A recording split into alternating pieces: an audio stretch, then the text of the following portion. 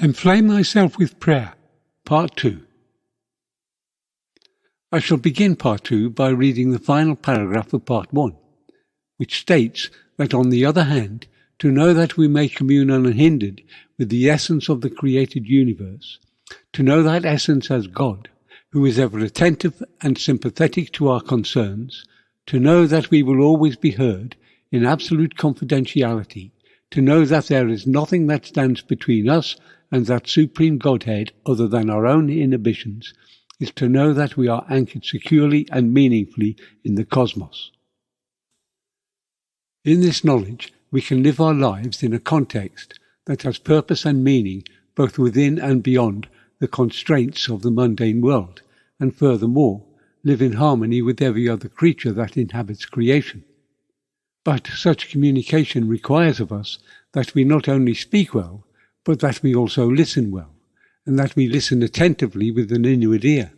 Otherwise, there is little possibility of the soul hearing the voice of the divine, because the spiritual world does not announce its presence noisily, as the babbling of baboons, but emerges silently, like the falling of snow. And if we would hear the voice of the Spirit, then we must disconnect, if only for a moment, from the internal chatter of the mind, and listen attentively in the silence that ensues. In understanding this, we may recognize, as did St. Paul, that man consists of two parts. The first part, a terrestrial mortal being, and the second part, a celestial immortal being. The first, a creature of earth, and the second, a creature of spirit. St. Paul alludes here to a great mystery concerning the means whereby the man of dust is transformed into the heavenly man. It is a mystery that applies not only to our earthly life, but also to our spiritual life, and prayer is essential to both. Thus St. Paul writes in 1 Corinthians 15:39-49, and I quote, "All flesh is not the same flesh, but there is one kind of flesh of men, another of animals, another of fish, and another of birds. There are also celestial bodies and terrestrial bodies, but the glory of the celestial is one, and the glory of the terrestrial is another. There is one glory of the sun, another glory of the moon, and another glory of the stars, for one star differs from another star in glory. So also is the resurrection of the dead. The body is sown in corruption, it is raised in incorruption. It is sown in dishonour, it is raised in glory. It is sown in weakness, it is raised in power. It is sown a natural body, it is raised a spiritual body. There is a natural body, and there is a spiritual body, and so it is written, the first man, Adam, became a living being. The last Adam became a life-giving spirit. However, the spiritual is not first, but the natural, and afterwards the spiritual. The first man was of the earth, made of dust, and the second man is the Lord from heaven. As was the man of dust, so also are those who are made of dust. And as is the heavenly man, so also are those who are heavenly. And as we have borne the image of the man of dust, we shall also bear the image of the heavenly man." End quote. In Part 1, we looked at prayer as it applies to our earthly life. However, when viewed in another light, those with eyes to see will know that prayer embodies both an art and a science. As an art, it is the secret language of the soul, a language which synthesizes thought, image, and emotion in a manner best described as an alchemical process, enabling the soul to transcend the limitations of mundane existence. As a science, it defines the formula and techniques of transcending the mundane world, which is the world of the senses, and all that such implies. Our perception of the mundane world is defined by the experiences we have via the senses, which shape both what we feel and what we think. It is the life of the man of dust, alluded to by St. Paul. The same insight is implied in the writings that were compiled by the followers of Orpheus, who understood that human nature consists of two distinct parts, a mortal physical nature, derived from the Titans, and an immortal spiritual nature derived from Dionysius. Legend has it that the Titans, encouraged by the goddess Hera, slew the infant god Dionysus and consumed him, for which terrible deed Zeus slew them with his thunderbolt. From their remains man was created, part immortal and part mortal. From this premise they taught that the body was the tomb or prison of the soul, and that salvation was only to be attained by overcoming the mundane world, of which the body is a part.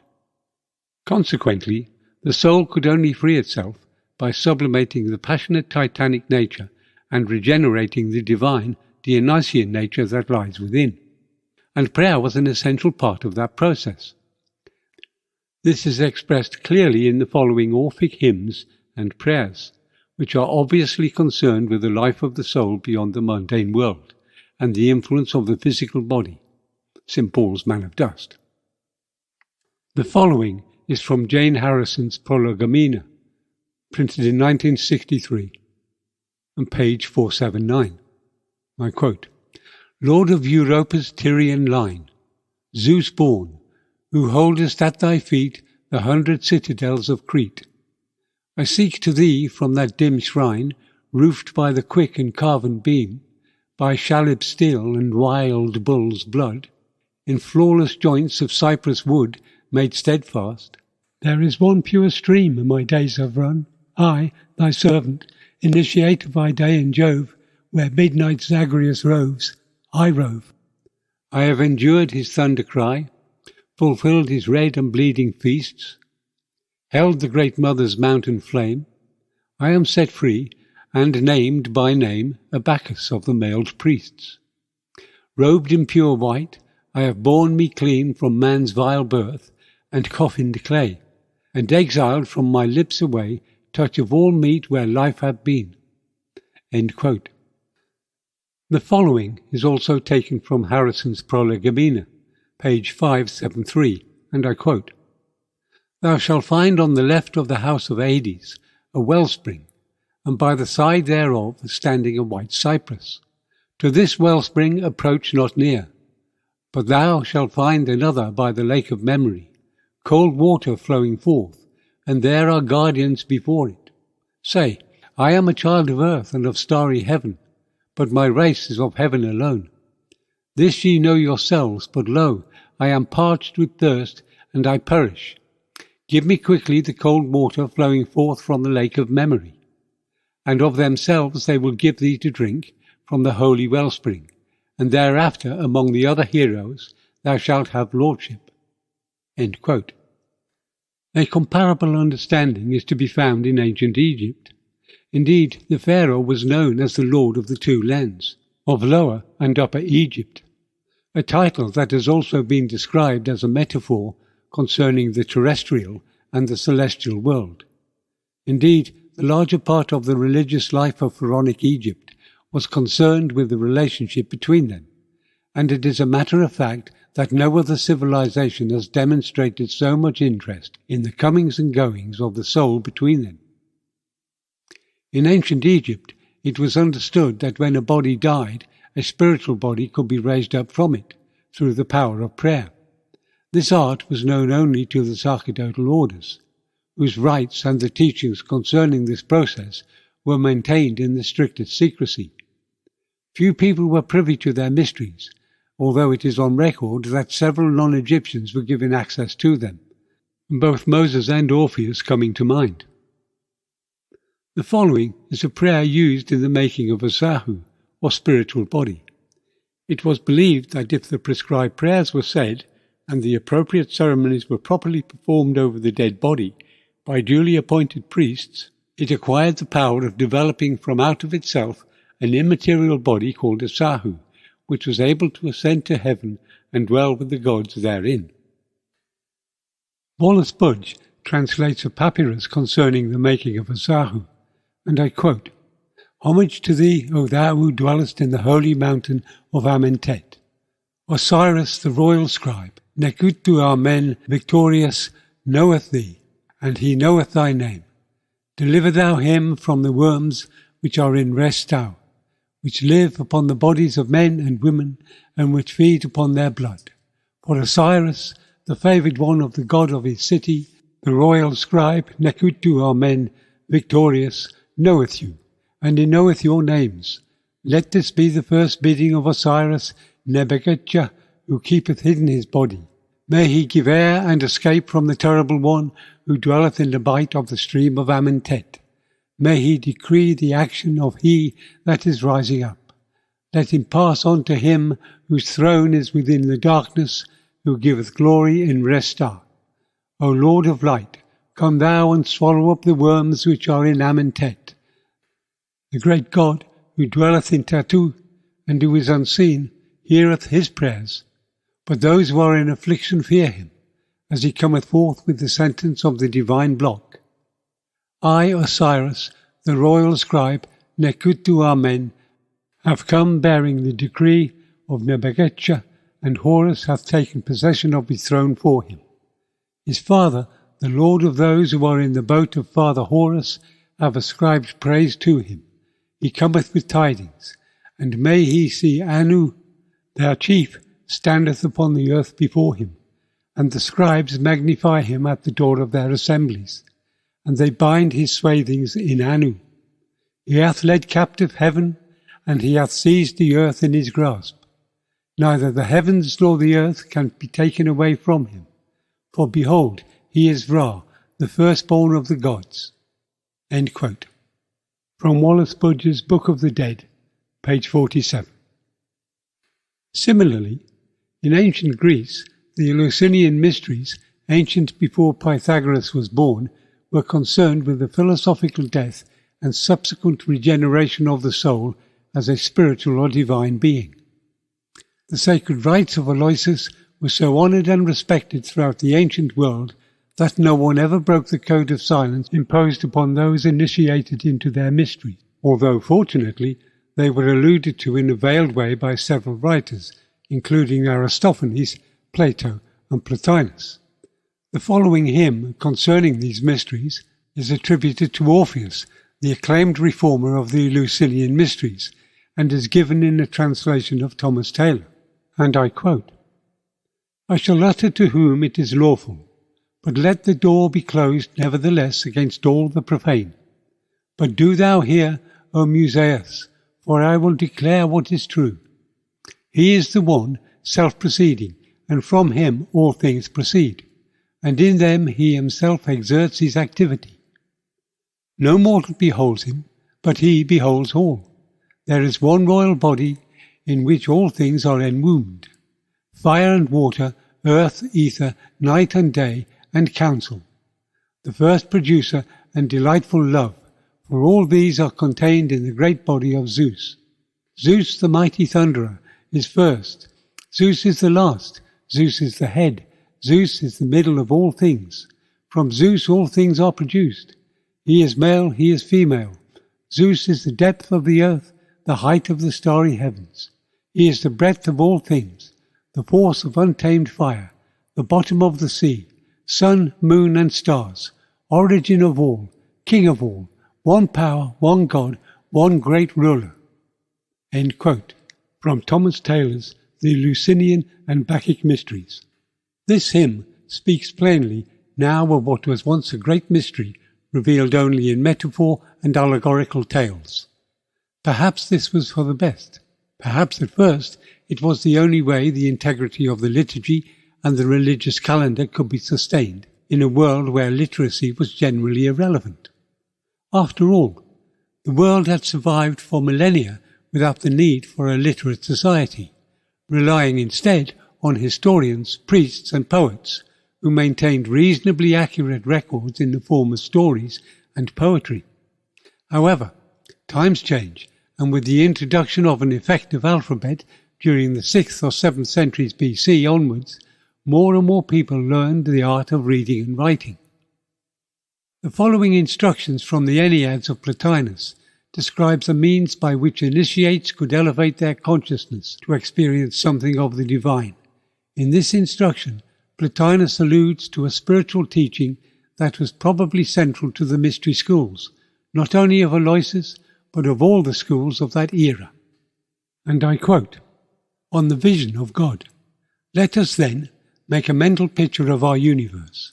Each member shall remain what it is, distinctly apart, yet all is to form, as far as possible, a complete unity, so that whatever comes into view shall show as if it were the surface of the orb over all, bringing immediately the vision of the one plane, of the sun, and of all the stars with the earth and the sea, and all living things as if exhibited upon a transparent globe. Bring this vision actually before your sight, so that there shall be in your mind the gleaming representation of a sphere.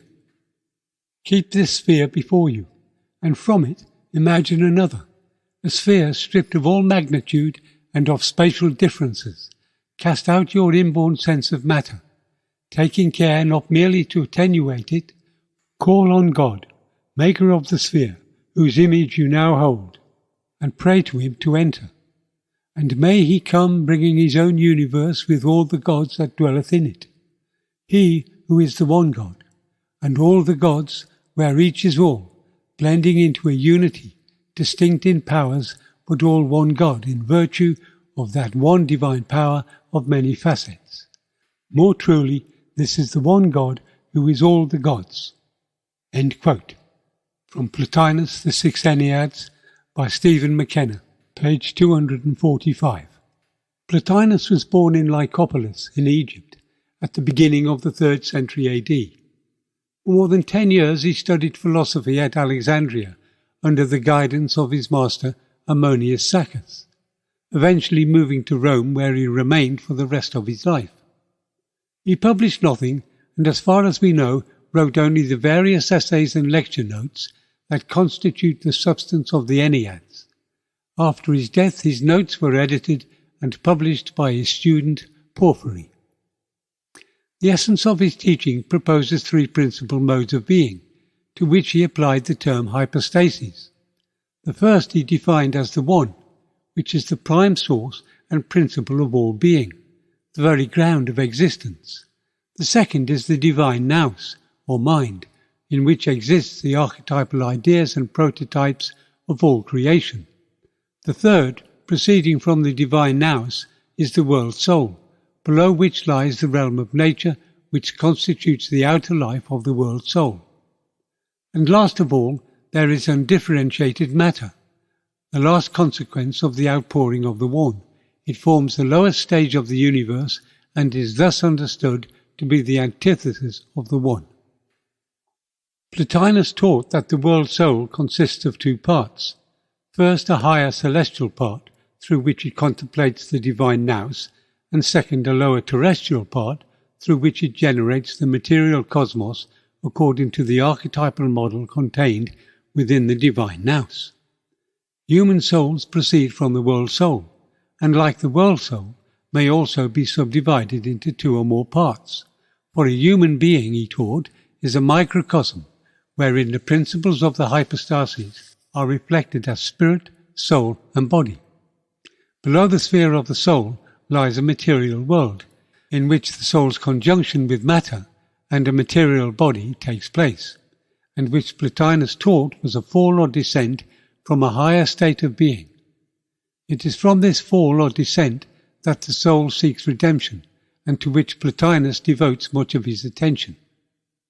Plotinus's model of the cosmos is significant, in that he describes in literal terms what previously had been taught through metaphor and allegory, and only experienced by the initiate during the celebration of the mysteries. At the centre of this celebration, with all of its pomp, ceremonial and drama, the consciousness of the initiate would have been elevated through the use of evocative prayer to experience the world soul in the form of Demeter, and then, after a different fashion, to experience the divine nous in the form of Dionysus. Plotinus believed that it was possible for individual souls, through the practice of contemplation, to rise to the level of the divine nous, and there, in spiritual union, be absorbed back into the One. Plotinus describes what are effectively the most important objectives of the mystery schools, which were the direct experience of and union with divinity. The first part, often thought of as the lesser mysteries, was concerned with the separation of the soul from the carnal nature of the physical body. The second part, often described in one way or another as the greater mysteries, was essentially concerned with the elevation of the soul beyond the phrenic nature of the psychic world, into the presence of divinity. Similar processes may be discovered in the mysteries of many cultures, but particularly in the Western line that flowed out of ancient Egypt. In places, the Western line or tradition interacted with other traditions. One such interaction was with the cult of Mithras, a cult that originally emerged out of the Persian religion of Zoroastrianism. However, in Rome, the two merged, and the Mithraic mysteries became a fundamental part of Roman life. Little evidence remains of the Mithraic cult and its mysteries, other than the sculptures and inscriptions preserved in the ruins of its temples. Yet Mithraism was once the religion of the Roman army, with centres throughout the empire. Indeed, it can be argued that if Constantine had failed in his objectives, Mithraism and not Christianity would most probably have become the religion of the empire. However, Christianity triumphed, and in the centuries succeeding Constantine, Mithraism faded into obscurity, albeit with some assistance from the Christian authorities. The following prayer is taken from what is believed to be a rare surviving ritual from the Mithraic liturgy. It is taken from Mead's Echoes from the Gnosis, Volume 6, page 18 and 21, and contains elements found in Egyptian, Judaic and Greek prayers and hymns that suggest a comparable understanding of the inherent spirituality of man. And I quote, "O primal origin of my origination, thou primal substance of my substance, first breath of breath, the breath that is in me, first fire, God-given from the blending of the blendings in me, first fire of fire in me, first water of my water, the water in me, primal earth essence of the earthy essence in me, thou perfect body of me, fashioned by an honoured arm and incorruptible right hand, in world that's lightless, yet radiant with light, in world that's soulless, yet filled full of soul. If verily it may seem good to you, translate me, now held by my lower nature, unto the generation that is free from death, in order that, beyond the insistent need that presses on me, I may have vision of the deathless source, by virtue of the deathless spirit, by virtue of the deathless water, by virtue of the deathless solid, and by virtue of the deathless air, in order that I may become reborn in mind, in order that I may become initiate, that the holy breath may breathe in me, in order that I may admire the holy fire, that I may see the deep and the new dawn, the water that doth cause the soul to thrill, and the life-bestowing ether which surrounds all things may give me hearing. For I am to behold today with deathless eyes, I, mortal born of mortal womb, made better by the might of the mighty power, yea, by the incorruptible right hand. I am to see today by virtue of the deathless spirit, the deathless aeon, the master of the diadems of fire. I, with pure purities now purified, the human soul power of me subsisting for a little while in purity, which power I shall again receive transmitted to me beyond the insistent bitterness that presses on me. Necessity, whose debts can never go unpaid, according to the ordinance of God, that naught can ever change, for that is beyond my reach, that born beneath the sway of death, I should unaided soar into the height together with the golden sparklings of the brilliancy that knows no death. Stay still, O nature, doomed to perish, nature of men subject to death, and straightway let me pass beyond the need implacable that presses on me, for that I am his son. I breathe, I am. End quote. Here we must end part 2 of Enflame Thyself with Prayer. Thank you.